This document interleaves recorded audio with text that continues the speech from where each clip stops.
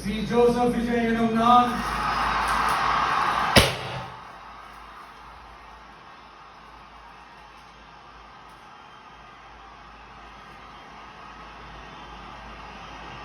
சட்டப்படி அமைக்கப்பெற்ற இந்திய அரசியல் அமைப்பின்பால் உண்மையான நம்பிக்கையும் மாறா பற்றும் கொண்டிருப்பேன் என்றும்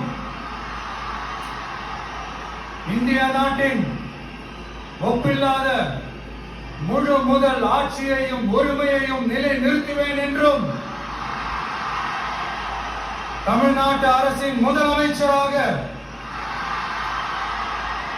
உண்மையாகவும் முழச்சான்றின்படியும் என் கடமைகளை நிறைவேற்றுவேன் என்றும்